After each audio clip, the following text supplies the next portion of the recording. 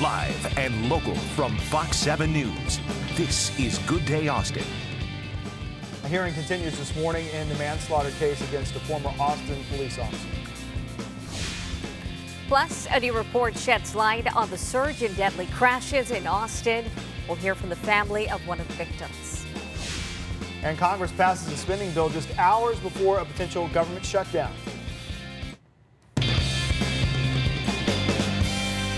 7 o'clock now on your Thursday morning. Thanks for joining us, everybody. On this first day of October, we're trying to track a front which certainly will change our weather and has a big impact nationally, too. Yeah, it looks like that front's going to get here locally later on tonight, so 24 hours from now, it's going to feel more like October. It's the summer heat that keeps going and going and going. The wait is almost over. Hang in there. It's going to be another fine-looking day with more sun than clouds. Temperatures have dropped into that comfy zone, more 60s than 70s. We're going to be on record watch again. We just missed the record highs yesterday. I don't think we're going to reach them today, though. Record highs of 98, both at Camp Mabry and also at the airport. We're in that hot zone this afternoon, upper 80s at lunch, and then we'll finish today with highs right around 93. Oh, that front keeps getting closer and closer. It will arrive tonight. We'll see if it's going to set off any rain. And then we'll see how cool it's going to get for the weekend. I think you're going to like that 7-day forecast. Check it out in just a few moments. Right now, send it out to Randy Taylor, latest in traffic. Those rush hour delays are popping up everywhere around the metro. If you are about to head out your door, you are going to see lots of congestion, like here on 183 at Technology. There is congestion there, you can see, but those drivers are continuing to keep a good pace.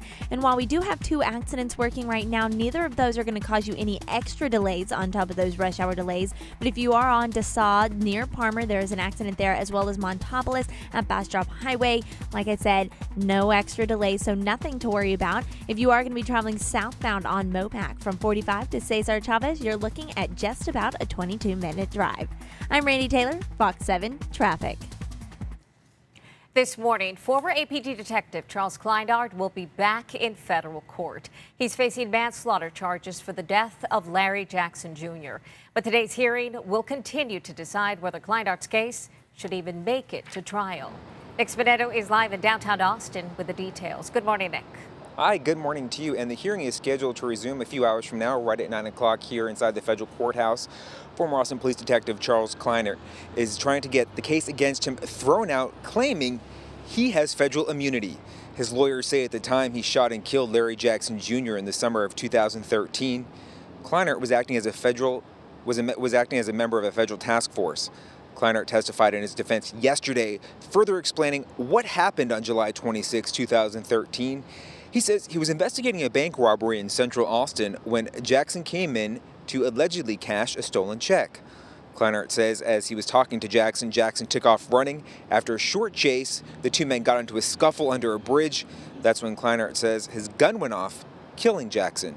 But Jackson's family, who was in court yesterday, say he was executed and want the trial to move forward. Bill Kleinard's supporters say the seasoned detective was just doing his job.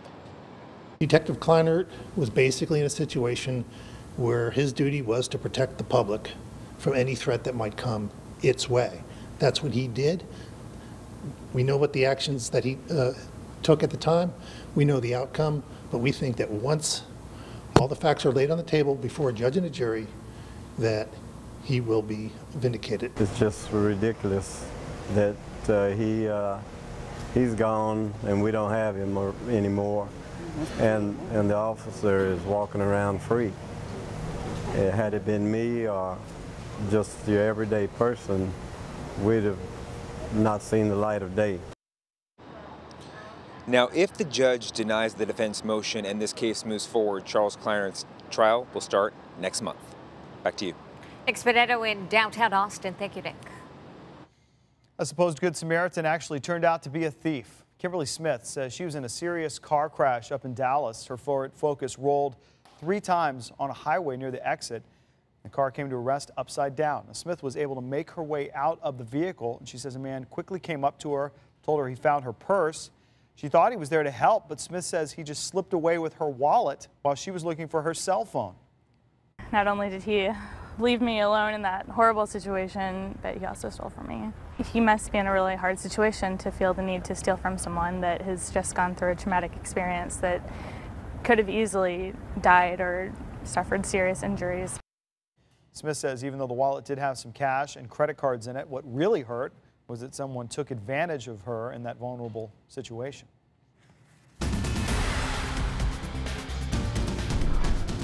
Police in Washington state are looking for a pair of armed robbers who hit up a medical marijuana store. Take a look at this video right here. The two men enter with guns and point them at a worker behind the counter. One of them pushed the man to the ground. The suspects then filled boxes with high-grade medical marijuana and darted out the store. The worker rushed to call police. Detectives say they found some of the stolen loot, but haven't found the robbers. Federal government has avoided a shutdown, at least for now, with the passing of a temporary spending bill. Just hours before the midnight deadline, the House approved the measure with a 277 to 151 vote. The Senate had approved of it earlier in the day with a 78 to 20 vote. President Obama signed off on the bill last night. The measure will fund the government through December 11th. That gives Congress a couple months to iron out a long-term funding bill that'll last through next September. One of the major issues lawmakers are at odds over with the budget is the funding of Planned Parenthood.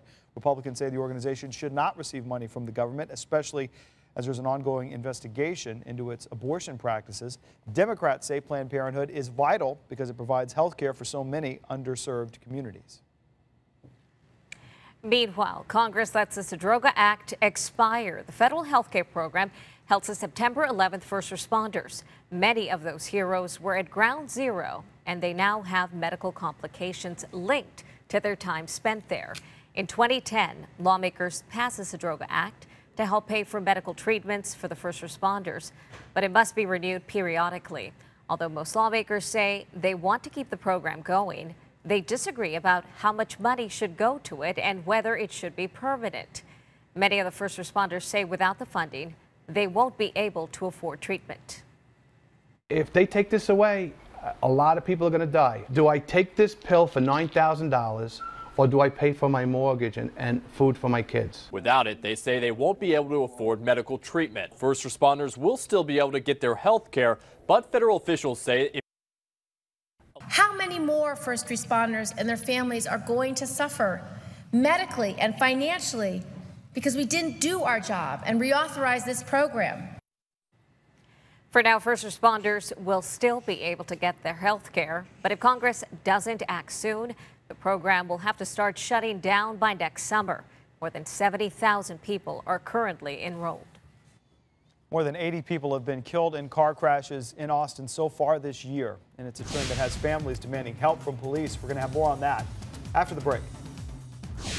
Taking a peek outside with our live sky cam, we're looking fantastic. Another gorgeous sunrise, and doesn't feel too shabby. Sunshine will dominate, some more summer-like feel to the air. Till that front arrives tonight, cooler times are ahead. To wrap up the work week, going into the weekend, we'll break down that weekend forecast for you. Coming up in just a few moments, have the latest on Hurricane Joaquin, a major hurricane churning near the Bahamas. Weather's coming up next.